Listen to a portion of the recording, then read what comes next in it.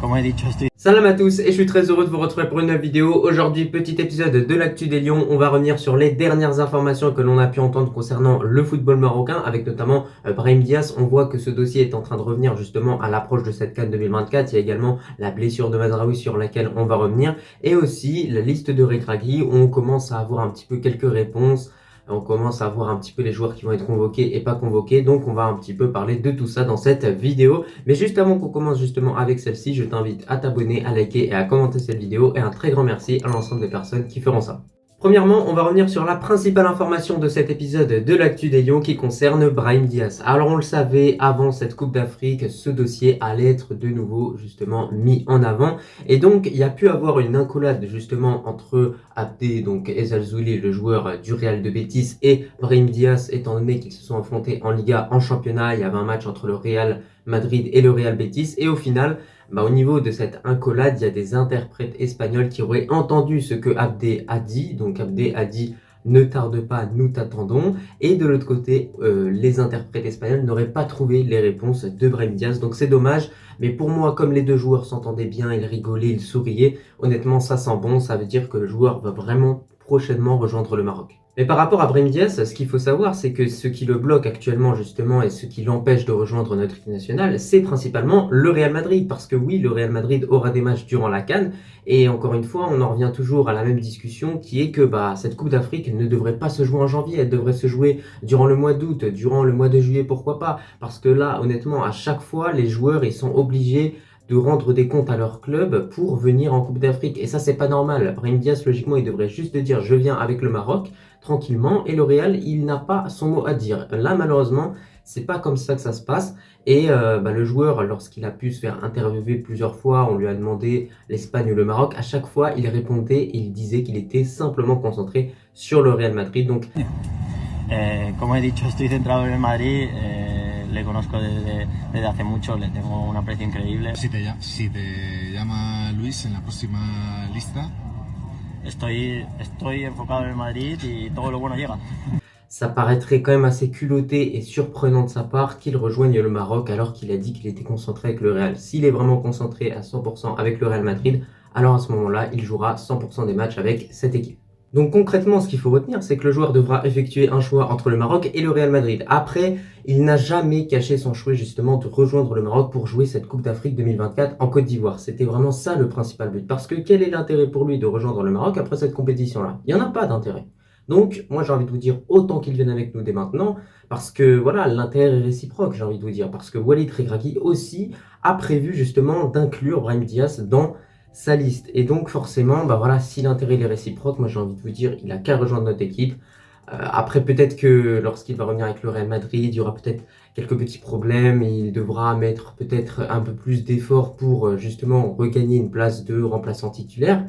Mais moi j'ai envie de dire, voilà, faut faire ce sacrifice-là parce que derrière, peut-être qu'avec le Maroc, il peut vraiment beaucoup nous aider. Après, par rapport à ce joueur, la question qu'on peut se poser, c'est est-ce que Brahim Diaz mérite vraiment d'être convoqué avec le Maroc alors que de l'autre côté, tu as des joueurs qui performent bien justement en club et en équipe nationale avec le Maroc, qui donnent tout et qui vont du coup laisser leur place à un joueur comme Brahim Diaz qui arrive vraiment au dernier moment. Après, je vous avoue que quand même, quand on voit les performances en club de Brahim Diaz avec le Real Madrid, franchement, on se dit qu'il mériterait pourquoi pas une convocation. Parce que ce qu'il propose, franchement, c'est très intéressant. On voit c'est un joueur qui dribble beaucoup, il a les deux pieds. Franchement, techniquement, c'est propre ce qu'il réalise. Donc, on se dit qu'il peut vraiment nous apporter, pourquoi pas, un plus. Alors moi, j'ai envie de vous dire que cette convocation de Brahim Diaz, je suis pour et contre. Je me dis que si son intégration se passe bien, qu'elle est rapide, qu'il arrive rapidement, à faire des automatismes avec les autres joueurs, je suis complètement pour. En revanche, s'il arrive et qu'il nous fait comme Amdallah ou Chedira, c'est pas la peine. Donc voilà, en tout cas, je vous ai brièvement donné mon avis par rapport à Brahim Diaz. N'hésitez pas à me dire en commentaire ce que vous en pensez.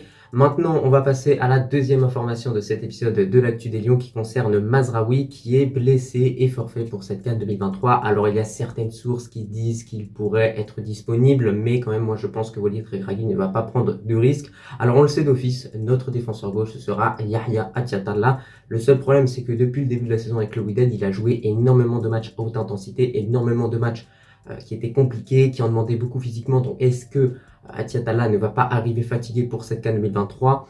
C'est ça la question qu'on se pose. Moi, j'espère en tout cas que le coach Wydad va un petit peu le ménager, un petit peu le laisser au repos parce que voilà, il a beaucoup joué depuis le début de la saison avec les Wydadi. Mais sinon, après, il y a d'autres alternatives pour remplacer Mazraoui. On a Hamza Mendil qui réalise plutôt une bonne saison du côté du championnat belge. Il y a également un Marocain qui évolue du côté de Sundown en Afrique du Sud. J'arrive pas à prononcer son nom, c'est pour ça que je veux dire Marocain qui évolue du côté de l'Afrique du Sud justement. Il est très costaud ce joueur-là. Bon, manque un petit peu de vitesse, mais à part ça, franchement, il est au top, clairement. Et après, au niveau des défenseurs gauche, je pense que c'est un peu les deux que tu peux convoquer.